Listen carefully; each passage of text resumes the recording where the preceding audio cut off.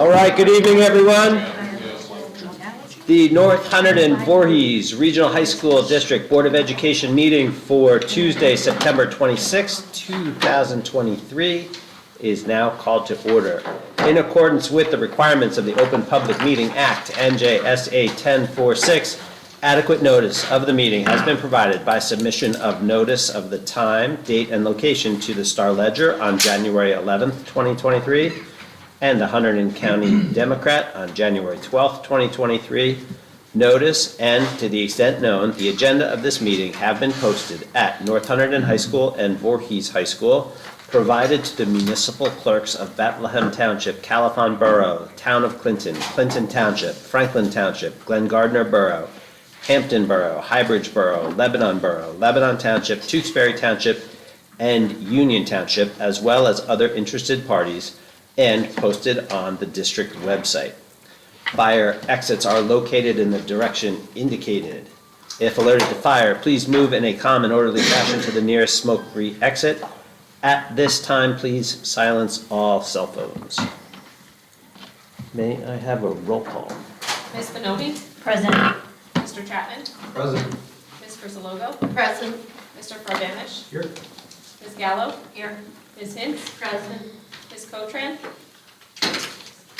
Mr. Mealy? Here. Ms. Salino? Here.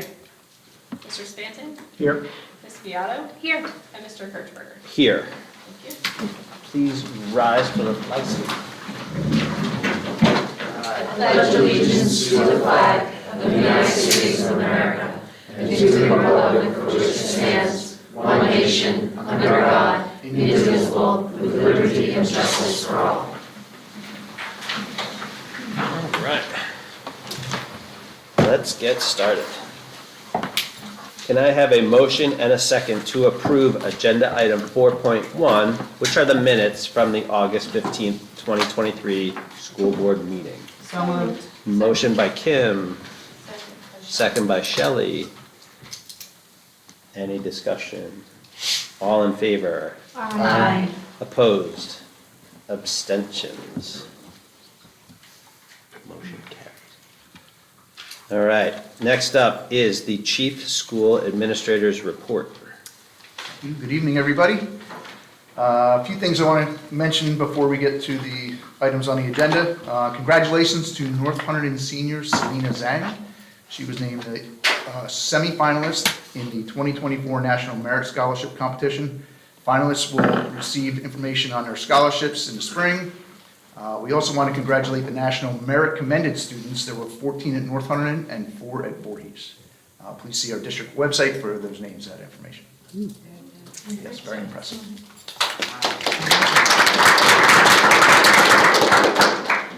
It's been busy around both high schools. North Hunterdon's homecoming game and dance were held this past weekend, and Voorhees has their homecoming coming up on September 29th, and that's the game, and then the dance is on September 30th.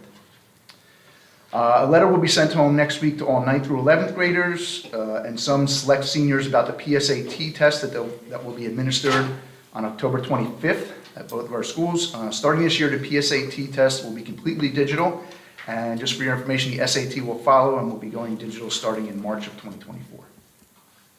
And last but not least, as everyone might have noticed, the demo has begun on the Polytech building.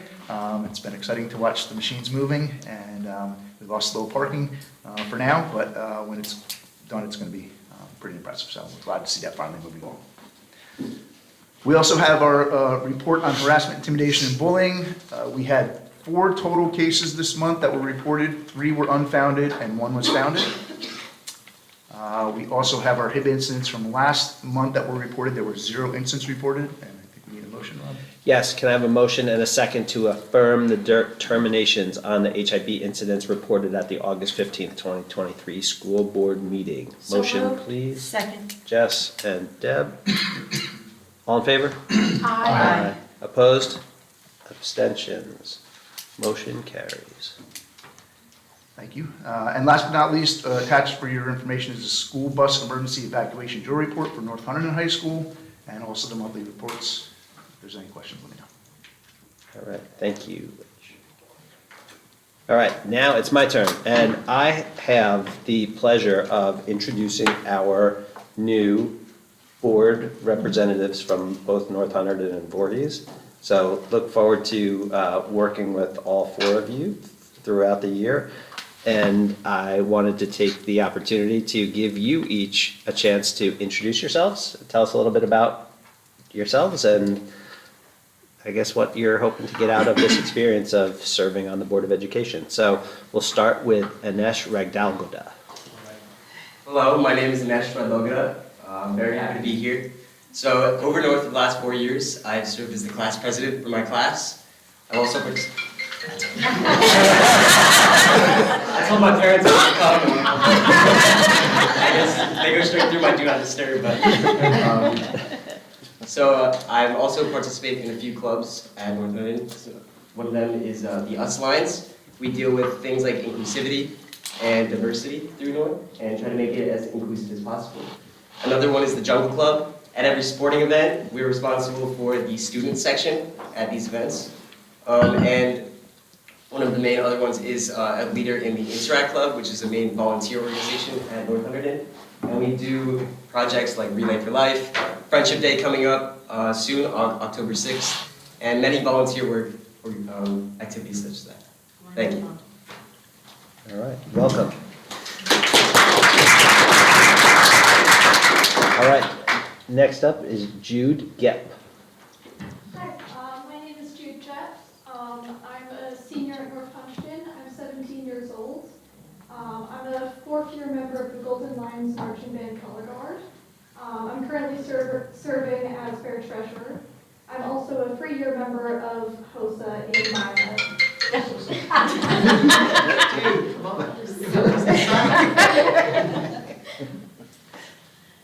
Well, welcome. All right, and then representing Voorhees, Adeline Cooper. Hello. I wrote this on my phone because I'm a little nervous. Don't worry, Anesh will interrupt you with his. Okay. Hello, my name is Adeline Cooper, and I'm one of the student representatives for Voorhees. I'm thrilled in representing Voorhees student body because I believe our school can be spectacular. Our school system is already fantastic with outstanding faculty and staff. However, we need to hear more student voices to bring our school to the spectacular standard. Our student body contains numerous people with different backgrounds who have amazing ideas that need to be heard. I'm already heavily involved with both the student body as well as the administration and faculty. As the student representative, I have the advantage of having information that students wish to change. As I said, I'm heavily involved in school. I'm president of both Student Council and Bible Club. I'm a dance captain for the Drama Club. And I'm a member of Spanish Club, Needles and Hooks, Alliance, Unified Theater, SHIP, and I'm in the following honor societies: National Honor Society, English Honor Society, World Language Honor Society, International Thespian Honor Society, and I'm also on the varsity volleyball team. Welcome. And last but not least, Sydney Lyons. Hello, I'm Cedar Lyons, and I'm a senior at Voorhees High School. I'm honored to have been chosen to be a representative of the Voorhees student body. I'm heavily involved in student activities at Voorhees High School and therefore have been able to get to know and work with many of my classmates. I'm Key Club President, Unified Club President, Student Council Vice President, a Class Council Officer, Drama Club Secretary, Alliance Student Leader, a representative of the Student Advisory Committee, Needles and Hooks Vice President, and member of the cheerleading team. As you can tell, I love spending the majority of my time at Voorhees, and I am extremely eager to work with all of you to make it an even better place. Thank you. Welcome.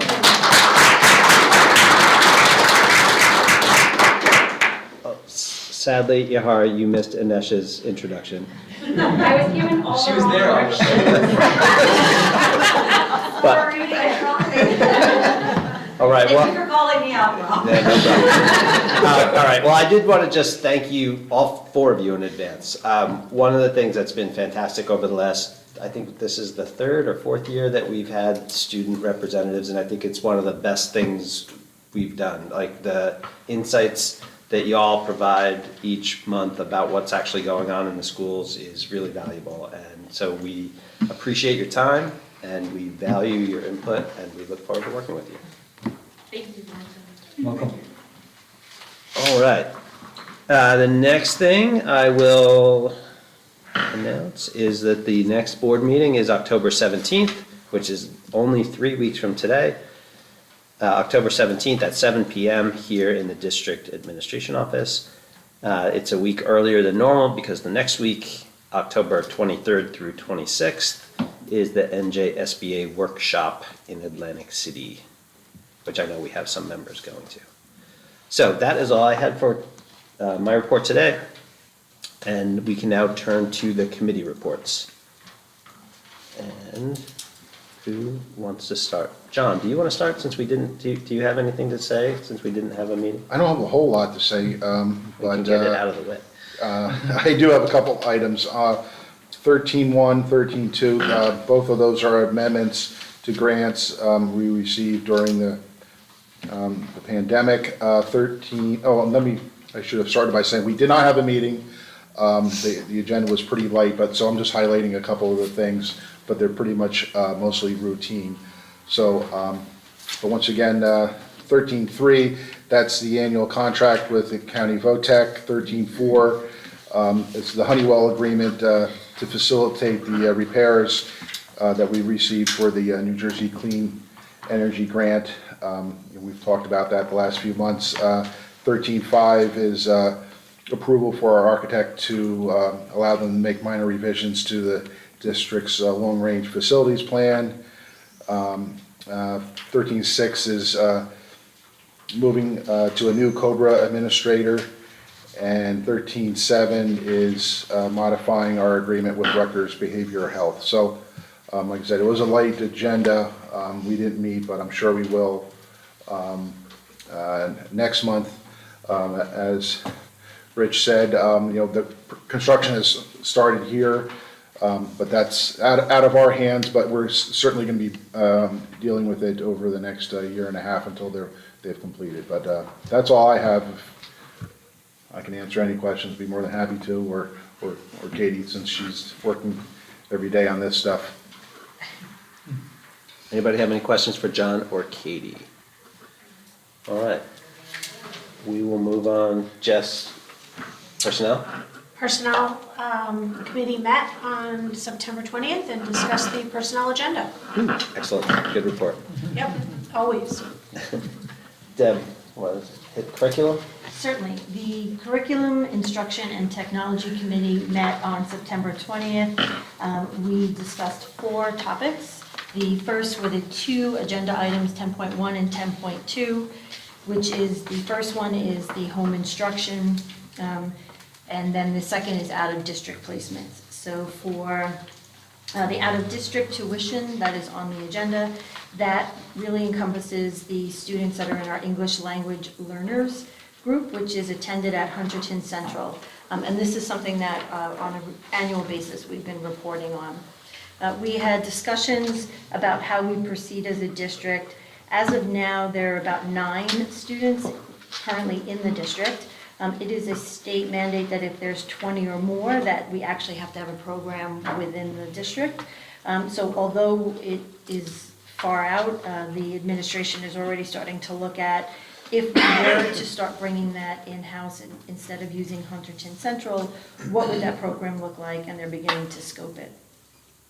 At this time, the conclusion was that the committee supports agendas items 10.1 and 10.2. The second item discussed was the club proposal that is on the agenda. We discussed it, obviously, as in all clubs that are new, it is a volunteer position at this time. It came because enough students had requested that this club come to fruition.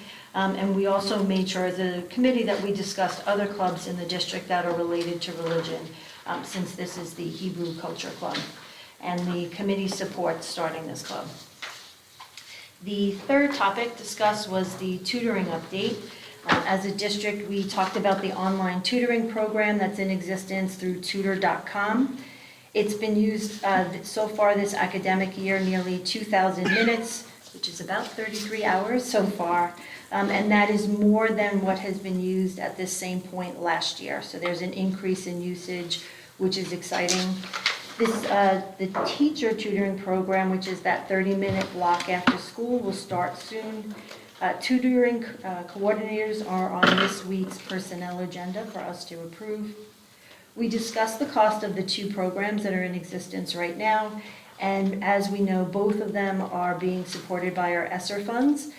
This is the last year, though, that Whitney District and all districts in New Jersey have access to those funds. So as a committee, we discussed the pros and cons of both the tutor.com as well as the in-person additional support, and to see what the pros and cons were, and just to start the conversation of what would we do next year when those funds go out. And that's certainly something that if we move forward, we would have to work with the finance committee. The conclusions are that the teacher tutoring program appears to be the most cost effective at this time, but we'll be monitoring that throughout this school year. And then the last item discussed was the monthly data analysis that this committee does each month. The first of that was we reviewed the results from the May 2023 AP or advanced placement exams. We discussed the drop in the number of students taking the AP actual exam at the end of the year. But a key note is that enrollments in these AP courses have been steady. It's these students taking the optional exam at the end that has been consistently decreasing, specifically at North Hunterdon. Voorhees has stayed flat. We also reviewed the results from the Clarity Teacher and Learning Survey that was administered to students and staff last spring. This had two components. One is it helped to inform the kind of laptop computers we purchased for teachers. And the second was the professional development opportunities we offer the staff. We will not be administering this survey again this year because it is no longer available. So the administration is looking into other ways to gather this information. The conclusions are that the number of students taking AP exams is going to be looked at more closely. One topic that was discussed is possibly conducting a survey with all the AP students to find out, why is it that they're not taking the exam. We certainly discussed there's many possibilities, and I know that the administration is looking into one possibility is because the decrease has been over the last 5 years. 5 years ago is when we implemented the academies, and it hasn't been determined yet if that number reflects the academy students, because sometimes it does and sometimes it doesn't. So Rich Brown is looking into, and will get back to us next month as a committee, if that could be one of the possibilities. And then as a general topic that came out of after the technology survey, we just discussed talking about AI coming out, as obviously it's a big component in the world, and that we have a great vehicle in our digital citizenship curriculum, can't say that, that we have an opportunity to bring in AI to our students now to help prepare them. So that's something that the administration is looking into. And that was our report. Does anyone have questions? The AI report caught my eyes. Is the intent to tell students not to use it, or to start teaching them as a tool to responsibly use it? I mean, there's obviously data concerns, but I think there's also just the idea of, I think we all grapple with it, even in professional lives. You can ignore it, which I think is a bad idea, or they're trying to understand how to use it in a productive way as a tool. And I guess I was curious, is there an intent to sort of teach students, how do you start integrating this in a responsible way? Yeah, so the great thing about that course, and that's why it was suggested to bring it into that course as opposed to making it its own, is that digital course is really about teaching the responsibility of using online in your digital footprint and the implications to that. So bringing AI into that could be looking at it, obviously we would look at New Jersey regulations on AI in terms of academic regulations, but being conscious, how do you use it, how do you be careful, differences with Google. As you said, a lot of corporations, mine included, we're all trying to catch up and keep pace with it. So just teaching them what it is, how to use it, how it's impacting technology, how it's impacting careers. We can start small and keep building. And I just wanted to comment on the tutoring. Yep, just clarify one thing, I think. So there's two different tutoring programs today. One's tutor.com tutor.com, and the other is tutoring provided by appointment by teachers. And those appointments are after that 30-minute block, like that end of the school. So it's after 3:10. I think that right now they're like 3:10 to like 9 p.m. You schedule those time slots. And I think, what we talked about is that they both serve two different like needs, right? One, that I think the feedback was that the teacher-led tutoring is very effective because kids know the teachers, but it's not instantaneous. You schedule it, right? And the tutor.com, like I think you can log in and you can get an appointment within like 5 minutes with a tutor, like to help you with homework that you're working on or whatever right now.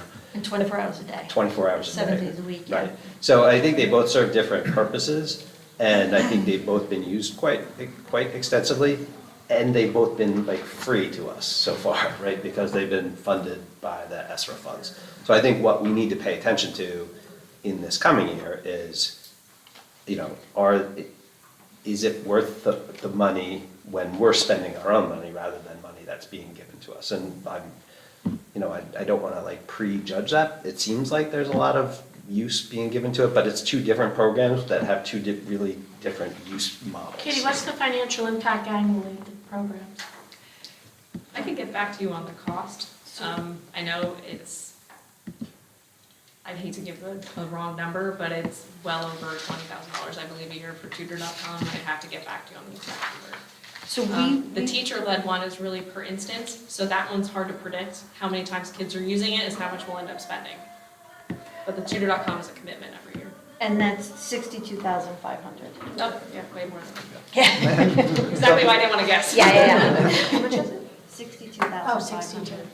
Not to put our new student representatives on the spot, but you guys could bring that kind of information to us over the course of the year would be fantastic, right? If you have kind of feedback from your peers. Have any of you used any of the tutoring services? I have.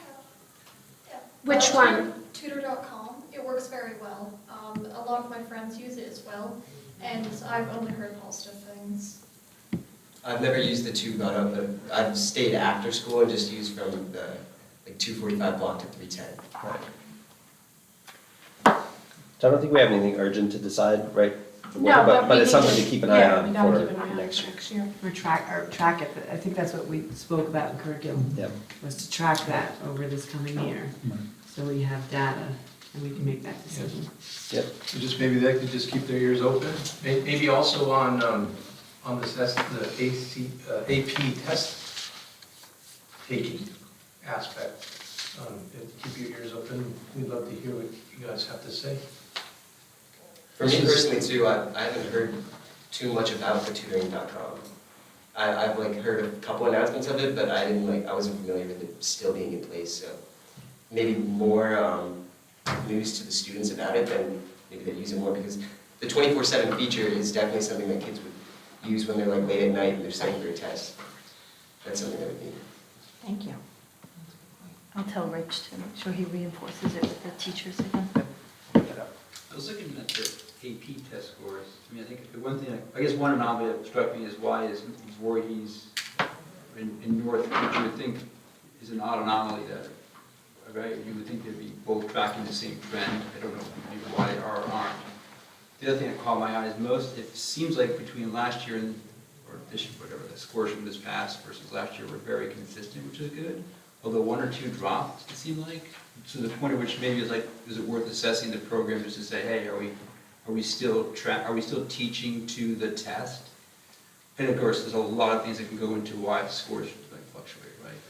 There are a lot of factors. Yeah, and I just, it's just always an opportunity to sort of go back and do a postmortem. But yeah, the anomaly struck me as odd between North and Voorhees. Mm-hmm. Us too. I would say that Rich walked away from that meeting, Rich Brown, with an action item of really getting underneath that, because I think that everybody felt like that was something that needed further insights. Let me just make a comment. I hope you really don't mean that we should be teaching to the test. I don't think you teach to it, but obviously if the score drops significantly, then maybe we still are not teaching something the test is doing. Right? I mean, the purpose of the AP class is in part to make sure these kids get AP credit. So if we're missing the mark on something, then we do need to change something, I think, right? Because then we're not doing the kids service and preparing them. Just keep the education, you know, the teaching of the subject first. An outcome is the test. I feel strongly that we should not be teaching to the test. That shouldn't be our. I think you gotta teach to prepare the kids for the test. Otherwise, the purpose of that class is not, there's no value to the kids who are taking that class, I think, to some extent, if you're not passing the test, right? Because that's preparing, because you don't have to take calculus, there's an AP version or not AP version, and the kids who take the AP version are going to be challenged, but also want to be prepared for that test, for the advantage of college prep. If they're not prepared to pass that test, then there's something we need to reassess. I'm not saying you should teach to a test, and I agree that there's guidance maybe in many subjects, but we're doing a disservice to students if they can't pass the test. And Brian, obviously, you know, those tests are college level, Yeah. which are unlike any other classes within the school. So I think you're both saying the same thing, like you're obviously teaching the curriculum, but there has to be a prep for that type of test because they haven't had that exposure before. I think students pick those courses for reasons of being challenged, right? And as we've seen, there's been a drop in the actual execution of taking the test. So I vehemently disagree with the idea that there's no value to the course if you don't take the test. I think that's I didn't say Yeah. not taking the course is not the value. I think if you're unable to pass the test, that's a different criteria. And I'm not saying that's what happened. I purely looked at scores and one caught my eye. I'm just simply saying if the majority of students can't get a grade on that test to get college credit, then it's worth reassessing the program to make sure that we're adequately preparing them in whatever fashion that may be. Maybe it's, I know my kids, it was once a week they did a block of multiple choice questions, right? Just to sort of get in the mindset. It doesn't mean curriculum, it means a lot of things, right, in terms of prepping kids for these tests. But, they're still taking these programs because it's allowing them to jump ahead in college and excel further in college by jumping classes. Listen, that's my opinion. I'm just purely a... That's why we're here. All right? I agree. You good? You good? All right. Anything else on curriculum? Nope, thank you. All right. Glenn, I'm looking at you for policy. Okay, busy week in policy. So we met last Monday, there was a bunch of second reading of policies. One was the formation of how our board meetings are run, where we said last in August that we're now going to do readouts and votes.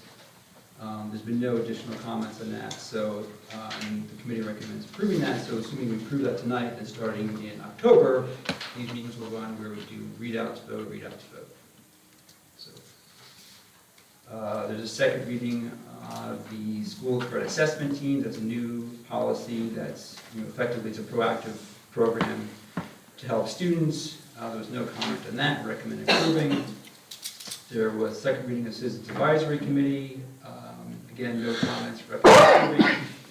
There's a handful of policies, 32, 21, 22, 23, 24. Brian rightly asked last meeting that each of these policies refers to this District Evaluation Advisory Committee and whether or not it is or is not optional. So we went back and looked at that, and all those policies refer back to NJAC statute, which says it is in fact optional. And Jeff mentioned the school brings that committee in and out as needed. So we recommend approving that, but thanks for Brian for the clarification. We have first and only reading of several regulations. There's again, one on school credit assessment that matches the policy. Again, there's also regulations for 21, 22, 23, 24. Same question Brian had about is the committee optional or not. And again, we went back and the statute says it's optional. We have a first reading on sick leave. So 164201 is in addition to 1642 for policy and regulation. This just adds additional reasons for taking sick leave, and we recommend approving that. And then the rest was some open discussion. So one of them has been policy 0152, which talks about the formation of president and vice president for the board and nominating committees. So first topic we talked about was whether there should be term limits for the president and vice president. Right now, the policy says the president has term limits of 2 terms, the vice president has no term limits. So we suggested either they both have term limits or neither. If neither do, the committee recommended we remove term limits for both, thereby effectively giving the public through the board the opportunity to say who should really do and do not want to be president, vice president. The second thing we talked about was experience of board members. Right now it says the president needs 1 year of term on the board before being president. There was no experience for vice president. We recommended giving the vice president and president both need at least 1 full year before being nominated. And then the third was nominating committee. And again, we talked about whether this should or should not be there, and one of the reasons being whether it has enough transparency, and or whether we should change it to have more transparency, and or whether things could operate efficiently with or without it. In the end, we recommended removing the nominating committee. So there's no discussion on this.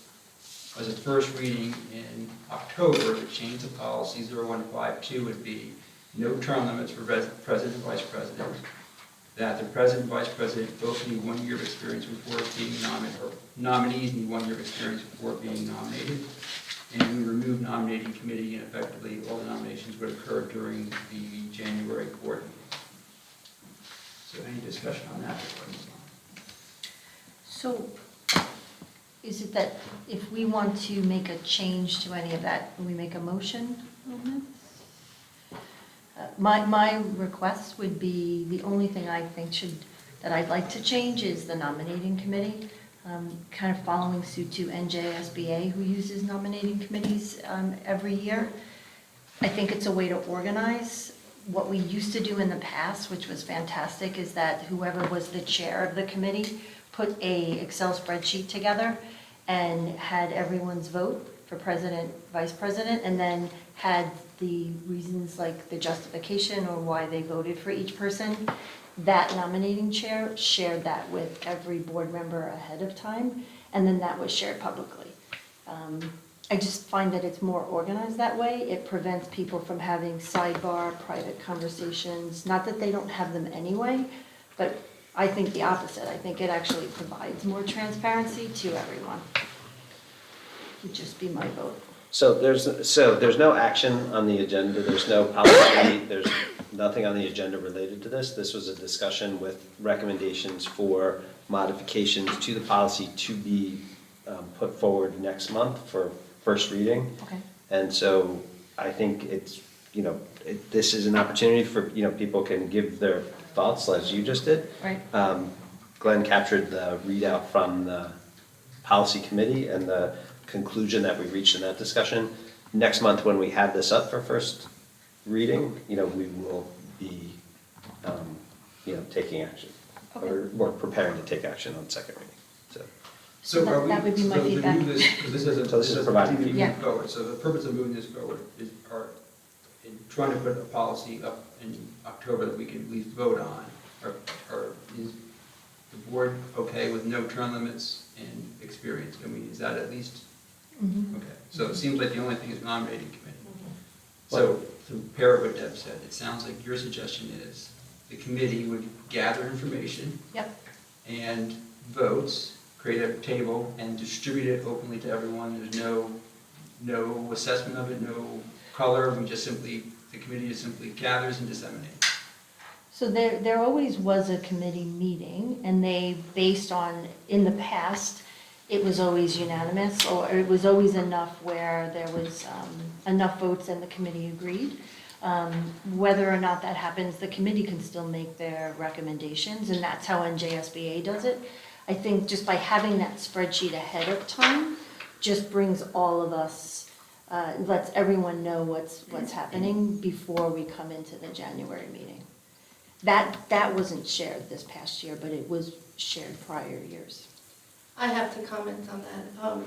Prior years, I was not privy to any spreadsheets of board members and how they were voting, and nothing from the chair of the nominating committee. In fact, the report I reported on last January, reorg, was the most thorough I've seen yet.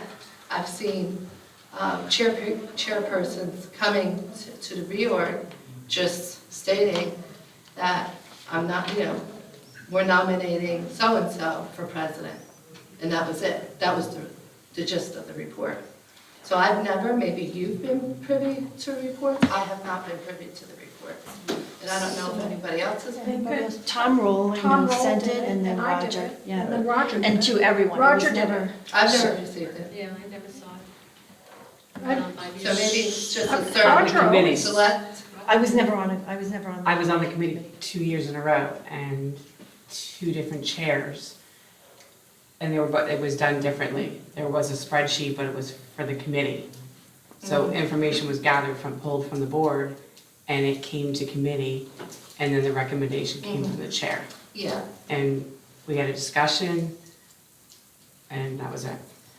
So I think there's just a select group that was privy to those reports, but not everyone.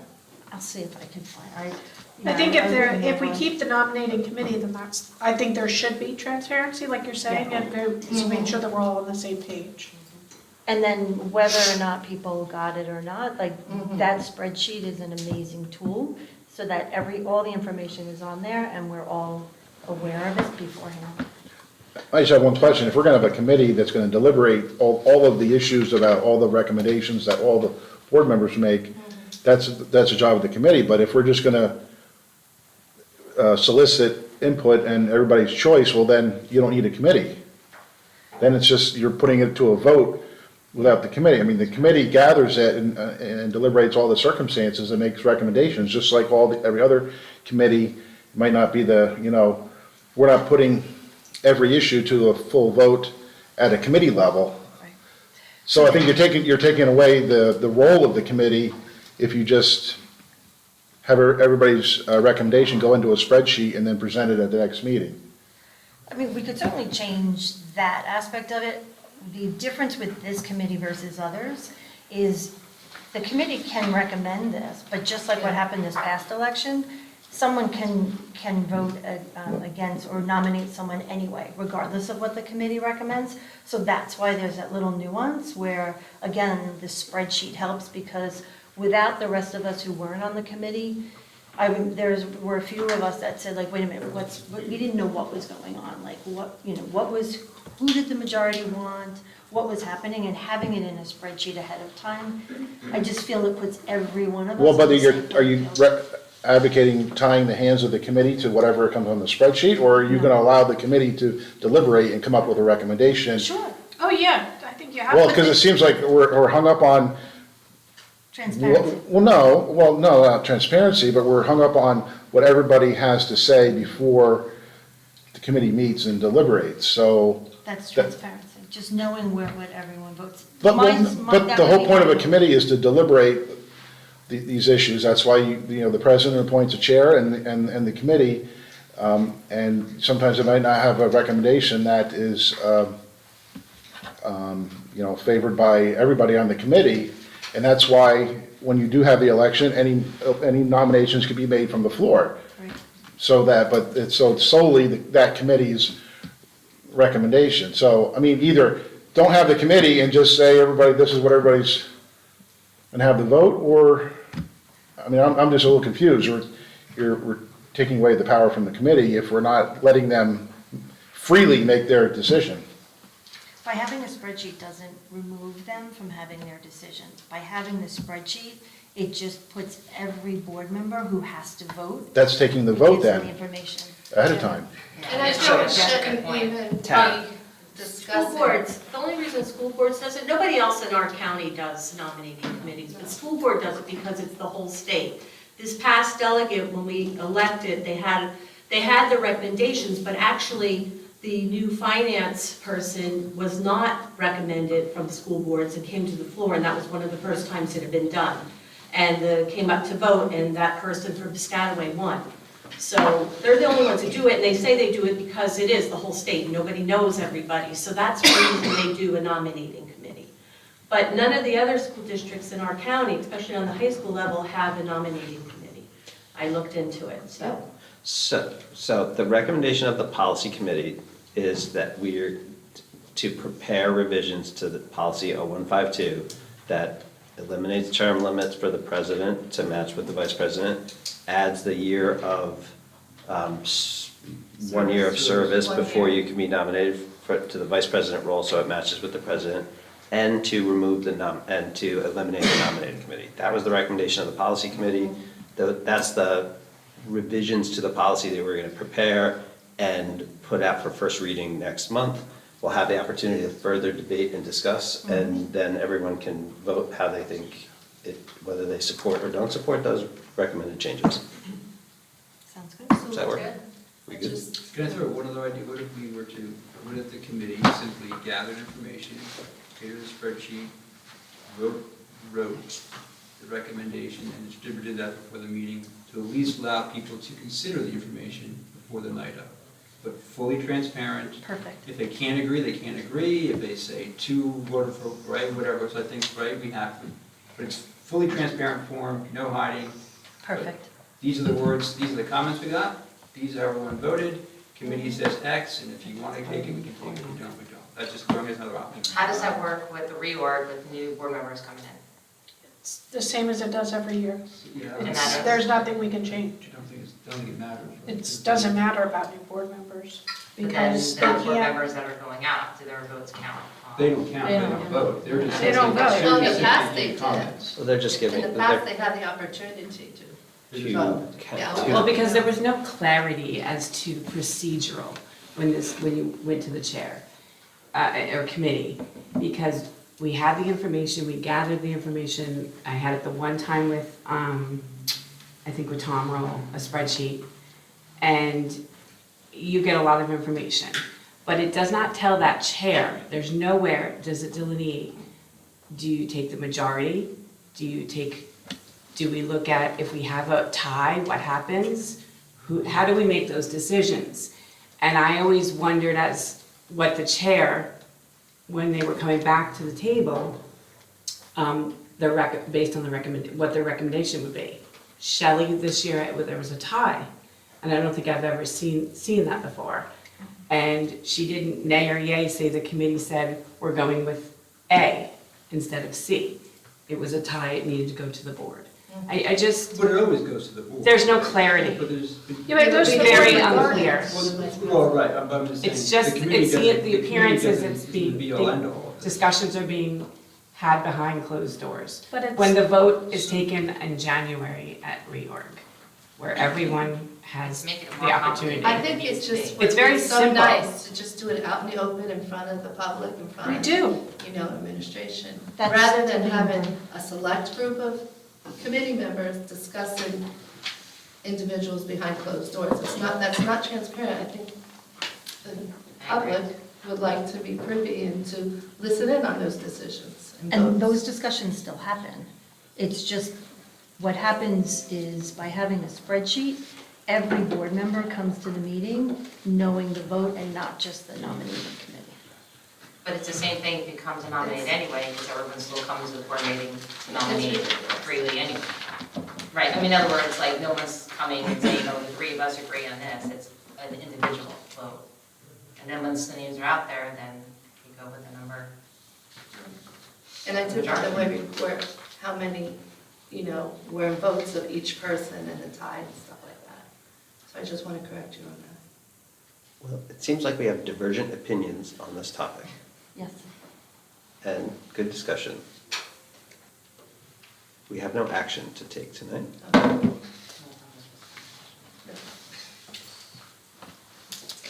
All right, well, so then my suggestion is, next committee, we will still prepare a draft and put it up for vote for first reading. So we'll move this, try to move this along off our. I agree with that.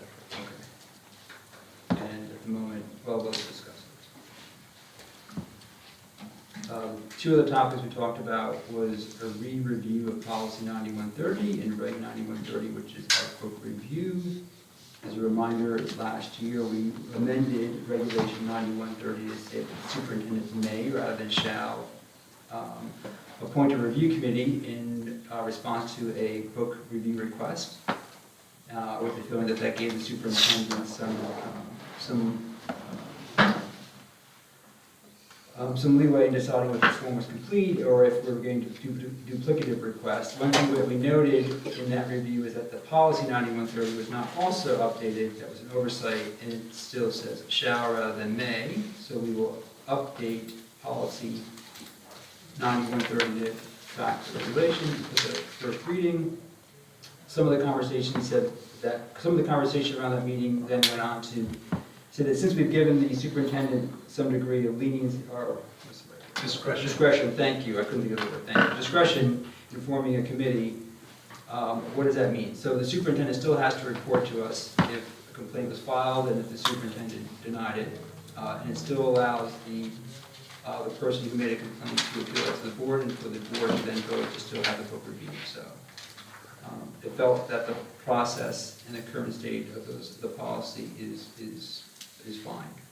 The other thing is the complaint form and the report form were modified last year. Copies of those are in this month's policy committee folder if you want to look at them.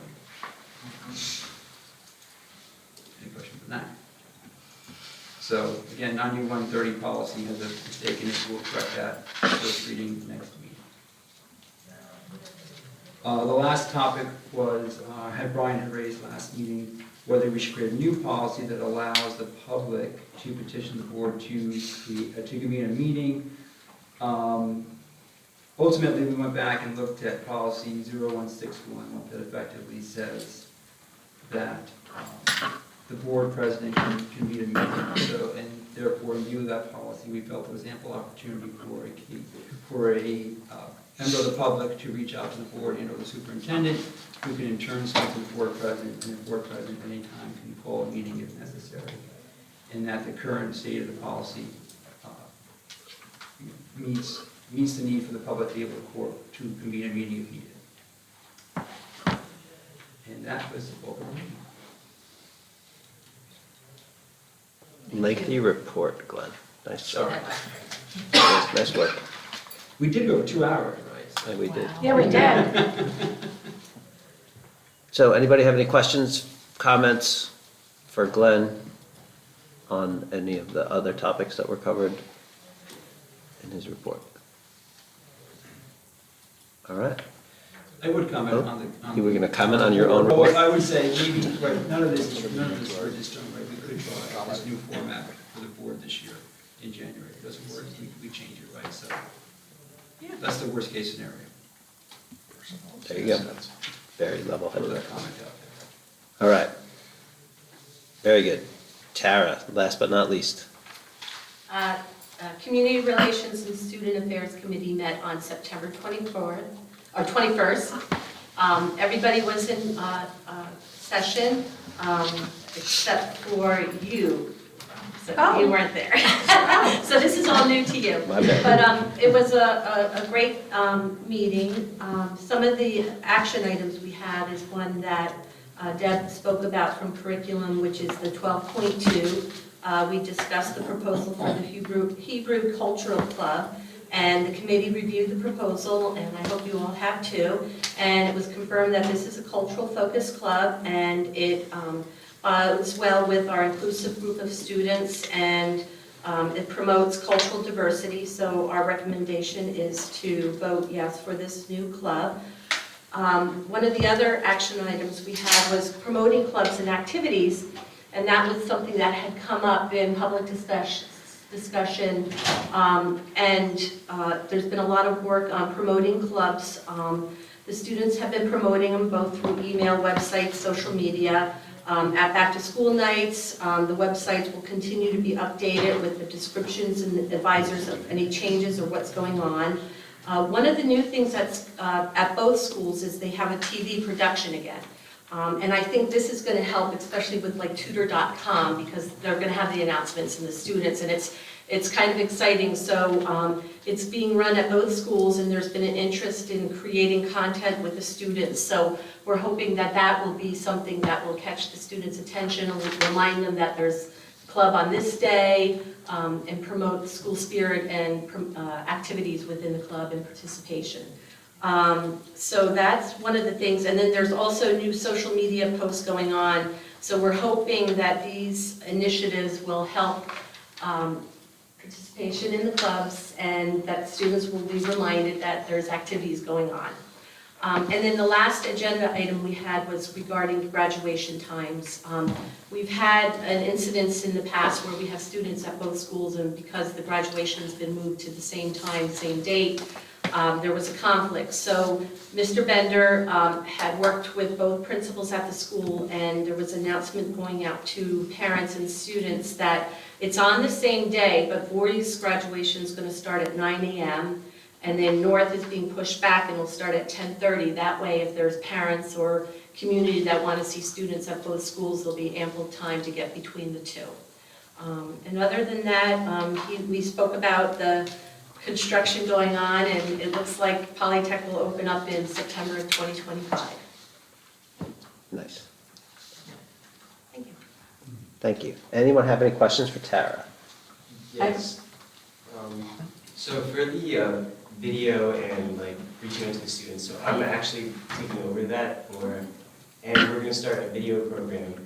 We start filming these short, like 3-minute clips where we talk about the clubs that are going on for each week, the meeting dates, as well as the home sports events to increase student involvement.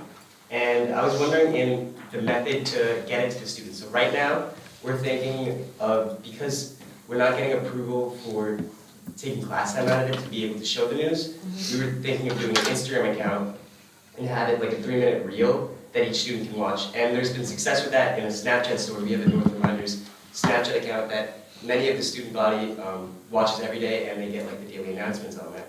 But the news itself, no one really listens to the announcements, so for something longer, like 3 minutes on an Instagram reel, we're thinking that it could work there. But if there's an availability for it to be shown on like the TVs at North or in the classroom, that would be the most beneficial.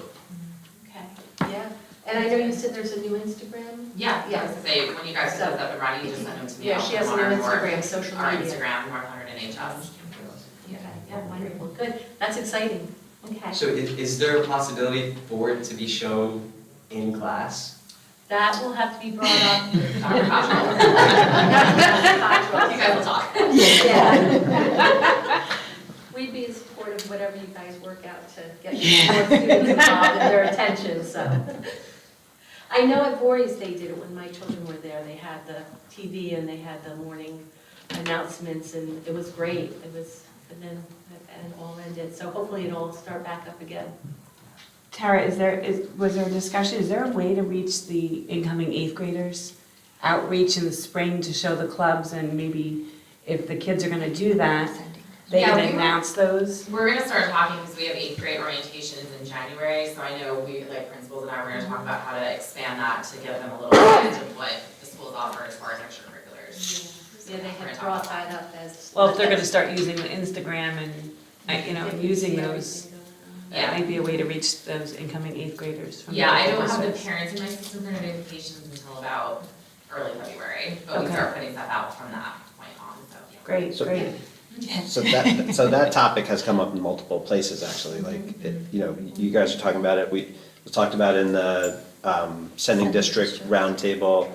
and in the ad hoc committee on diversity. So like, I think the message is loud and clear that we want to be communicating with the rising freshmen earlier and more comprehensively, and, And hopefully. one of the things, if you've gone to both sites, the activities pages now, you can click on it and get better description of what's going on. So those are becoming more and more robust. So, upcoming students will be looking on the sites and the parents. So that's a great tool for them to see all the options that their students have. Yes, Brian? So you're done with the committee reports? Not, well, I was gonna close out that. It's about that, but So two agenda items that did not get discussed. One of them, I don't know who owns, it's under student activities, so maybe Tara, but the overnight field trips, 12.1. I have no objection to them. I'm just trying to understand, what is the board approving? Just that the fact that they take place? That one of them doesn't say like, field trip to the Bahamas for surfing or something like that? That it looks like legit, or are we approving a budget? What are we approving? You're just approving the actual trip. Yeah. There's a board policy that requires all overnight field trips are approved by the Board of Education. So if there was any questions on the nature of that trip or anything like that, That's if any where board it members come up. reached out to us, we'd give you whatever information you needed so that you could then approve it. Okay. And do we have to have one of our nurses attends on those trips as well? That Typically, usually yes. is closer to it, it'll show who's being assigned to it, and we'll approve their stipend Yeah. for the trip. But that's usually on personnel, but closer to when these trips Closer to when the are. trip happens, this is, So at this point, it's just kind of, does it pass the board's funny look test? Like, that seems okay, all right. The second one is probably, is for John, he just didn't get to it. And it's not really for John, but it's 13.12, which is another, like this time it's, this is getting rid of the district property damaged, obsolete, fine. We had the same, this is the Voorhees Library emptying hundreds of books. Last month it was North emptying hundreds of books. I'm just looking for some insight, like what has happened here? Like, we don't every year get rid of hundreds of books, right? This is actually language arts, it's the English department, it's not the library. It's not the this month. library. So these are the Okay. books that are ripped Schools, here, right. yeah, they're ruined or they're damaged, or some of them might be the newer editions come out. But usually these are the ones that just have seen better days, so. Okay, so this was discussed in your committee? No, it wasn't, but we've discussed, I mean, in the past, so each department will eventually go through, especially in the beginning of the year, cull through the books that are damaged or need to be replaced, or in some of the cases, it's a new edition, so they'll replace the old edition. So administration view, completely normal. This is, yes, this is what happens when books are damaged or they're not reused anymore. Yes. Multiple times. well, it's like, 44 copies of Red Badge of Courage or something like that. It's like all 44 of them got damaged, or it's just decision, like Red Badge of Courage is just not in the curriculum anymore? That's either A, they're not using it, there's 44, it's probably that they're not using it. Yeah, okay. And I just made One or that two, up. it's There because were they're ones bad. like that, but I don't know if Red Badge of Courage is on here. But I think the concept of, the library concept is weeding, right? Like weeding the library. And I'm sure Martha could use a version of her 3 minutes to tell us the process of weeding and how it works in libraries and all over in every school. Okay. And it's just it's a matter of keeping the inventory healthy and current and not damaged, and books that haven't been checked out in 100 years, or whatever, that I know a little bit about this because my wife is a librarian, but I don't know enough about it to be super articulate, but it's something that happens every year. So you in saw this and didn't think, why are they throwing away so many books? Okay. Twice, last. I think someone did ask, it might have been Tara, is there any way of any of the copies that are not damaged and we're just updating them, is there a place that they're can be donated? I believe the libraries, when they do that, or the department chairs, they reach out to local libraries or other agencies Oh, okay. Thank you. if they're not damaged. The same question, is there a PTSA for Voorhees, or is it just, did we already approve one? or- That was already approved. So Okay, this sorry. this one wasn't in time, so that's why. Okay, so I just didn't get a chance to check,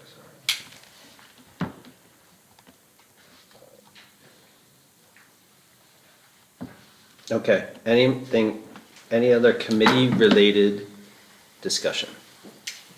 Just an update that as you know, the sending district, president and vice presidents, we are trying to schedule this quarter's meeting, And it looks like it's going to be somewhere between the last week of October, first week of November with the sending districts.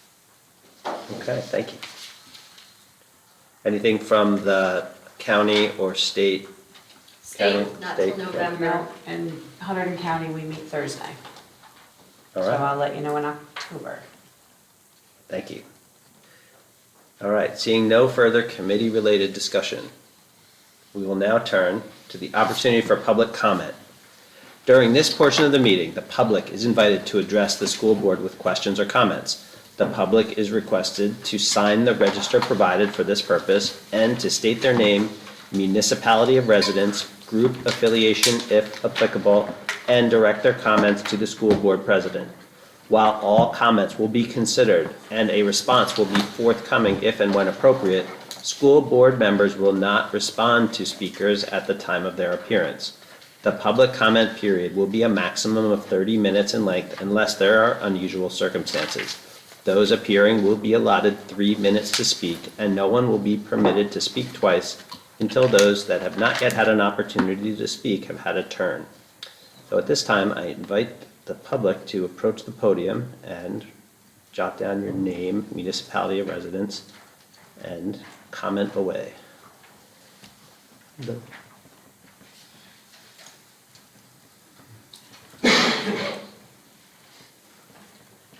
My name is Suzanne from Union Township.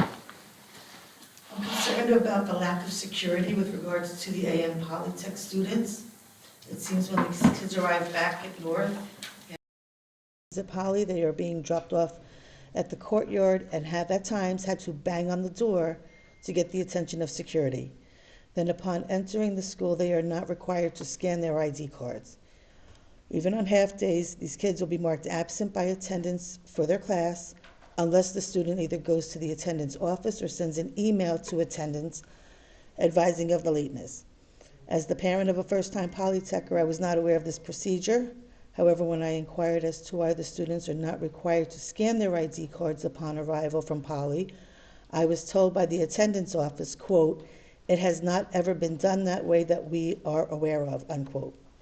Let me say this. We live in a world where there were lots of things that weren't done until something bad happened. Then changes are made.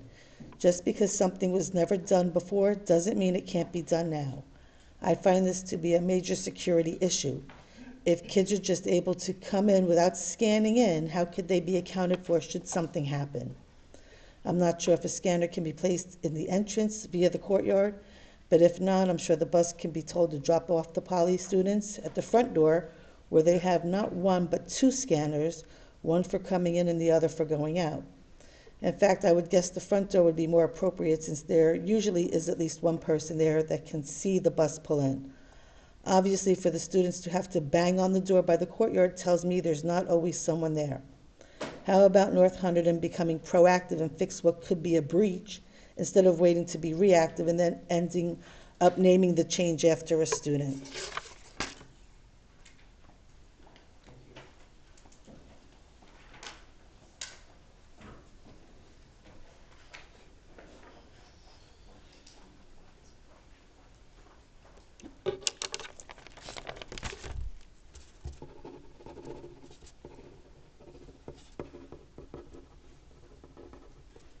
Hi, I'm Kathy Lenski from Pottersville. Thank you, board members, for your volunteer service to our schools. As you know, you are nonpartisan representatives of our community. As you also know, there are forces within and outside our community that have recently worked to put our schools in the center of the national culture war debate. I am here to ask you to please not get caught up in the culture wars that are being fueled by TV talking heads or internet bloggers. I watched in the past year or two as a significant amount of the board's time, energy, and legal fees were put into debating an insignificant fraction of our large library collection, which are books that will never be read by the vast majority of our students.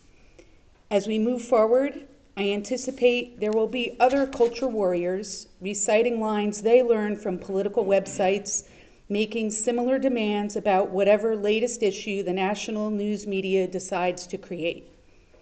Their goal is to get you to take your eye off the ball and spend your limited time and our taxpayer money so those resources are not put into the actual issues that are daily impacting the lives of our Voorhees and North Hunterdon students and families.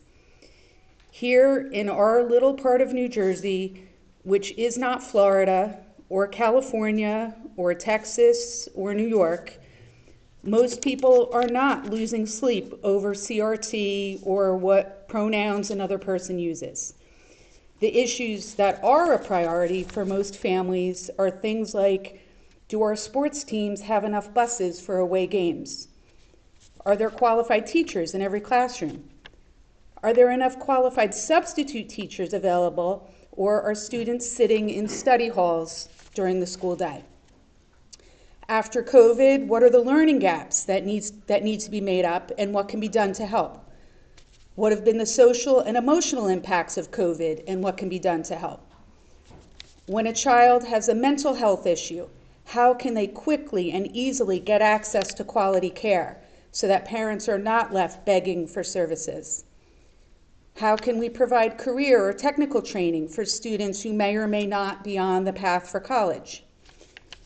When an individual family does have a concern about their child's own academic or social or emotional growth, how can it be addressed in a way that is dignified and helpful to that individual child and not the center of a larger cultural debate?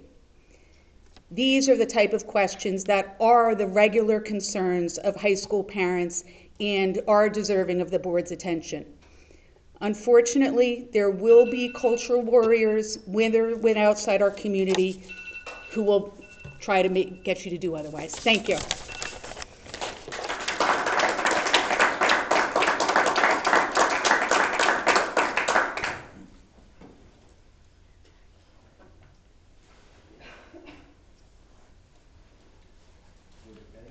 Like to make a public comment?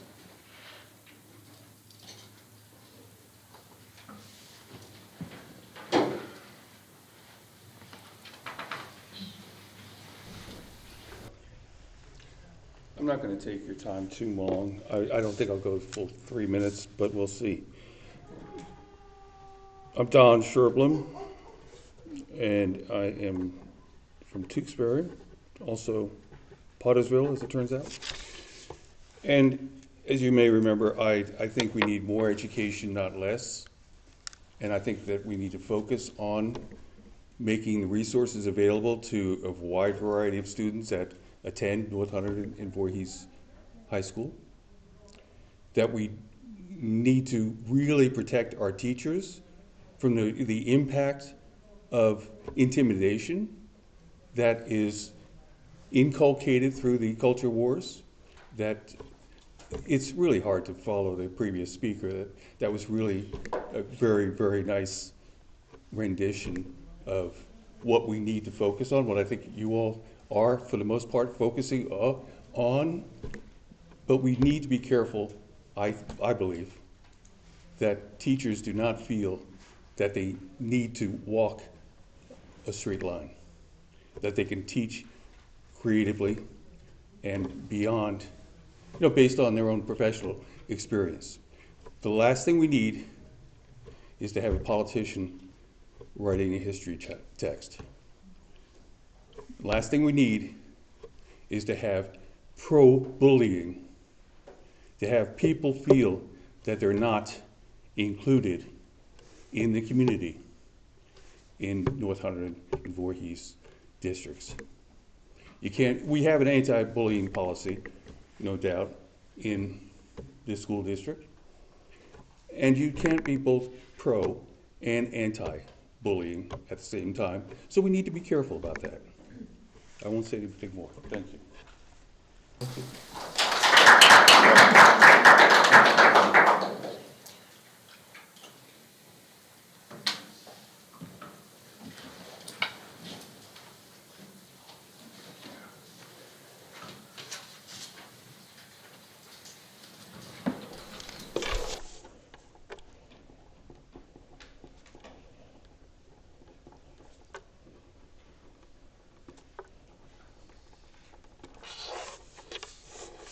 Hi, I'm JP LaBelle from Union Township. Two quick things.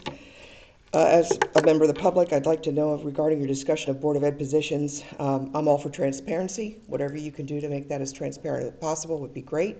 And if you're going to be doing spreadsheets on people and comparing their histories on the board, I would sure hope you'd include their voting history on different topics, and also whether they voted present or, didn't take a stand, because I'm not electing someone from my district to just say present. I'm electing them to have an opinion and make a vote. Second thing was regarding Brian and Glenn's discussion of AP courses and going to the test. It was interesting for the other speaker worrying about the effects of COVID on our students and maybe how things are being taught or what the students are absorbing. I'm a mother of 4 who went through North. They all benefited from their first semester completely covered with 18 credits from having AP courses at North. I want to make sure that the topics to marry your thoughts, it's not that you're teaching to the test, but you're making sure that what's on the test is covered in the course. So, if we're missing something or we're seeing that they're failing on a certain area of the test, and that should have been a topic in the course, maybe that's what needs to be reviewed in the curriculum. So you're not teaching to the test, but you're making sure that whatever they're going to be tested on is certainly covered in an AP course. My one son said, "Mom, that test is like $95. I'm like, "Yeah, Phil, it's going to save me about $2,000. Take the AP course." It was a whole semester covered for all 4 kids. So if you can look at why you may find or you think they're not doing as well, or the tests aren't being, or the scores are dropping, it might have to do with the COVID situation. It might have to do with curriculum being adjusted. So, and thank you again for all your time and all your volunteers.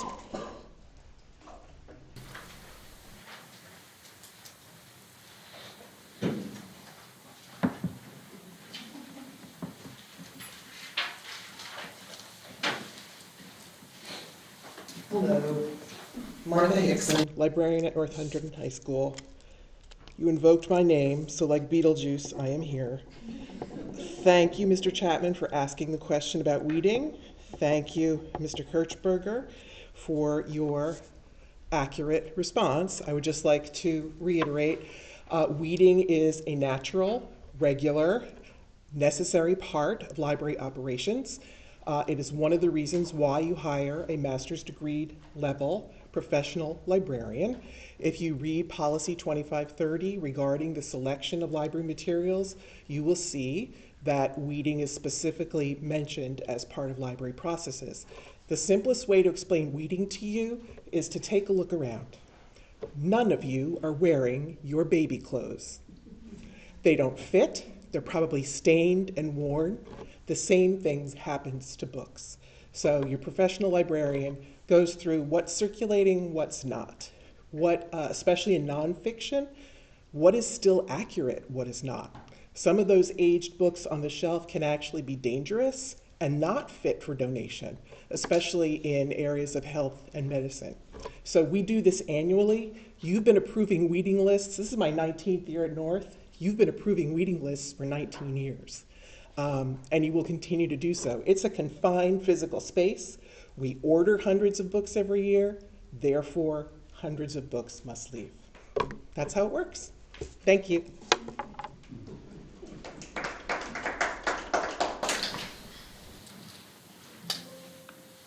Anyone else for public comment? Going once, going twice. All right, public comment is now closed. We will move on to the next one, which is our consent agenda. Can I get a motion and a second to approve agenda items 10.1 through 13.18? So moved. Motion Tara, Second. second Deb. Any discussion on agenda items 10.1 to 13.18? Seeing none, we'll take a voice vote. All in favor? Aye. Opposed? Any abstentions? Seeing none, motion carries. All right, next up is old and new business. Does anyone have any old business to discuss or new business to bring to the board? Don't look at me. I'm looking right at you. No, not today. All right. Seeing no old or new business, we will move on to executive session. Can I get a motion and a second to adopt resolution 092623-2 for executive session to discuss matters falling under category 8 as reflected in the attached resolution? The board expects to be in executive session for approximately 1 hour, and upon return to public session, action will be taken. I have a motion, please.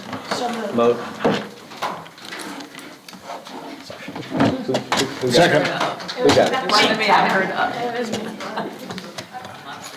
right, Jess, second? Second. Second, John, all in favor? Aye. Opposed, abstained? All right, we are in executive session, thank you.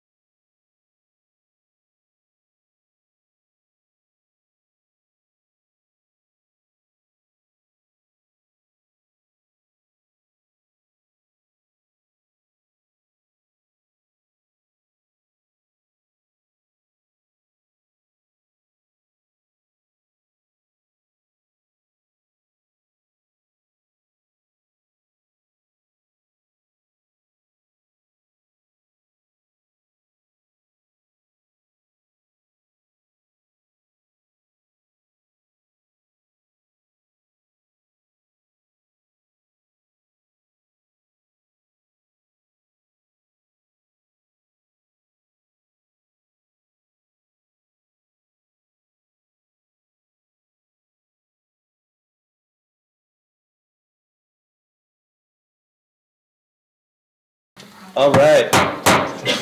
Can I get a motion and a second to reconvene public session? So moved. Jess? Second. Deb? Second by Deb. All in favor? Aye. Opposed? Abstentions? We are back in public session.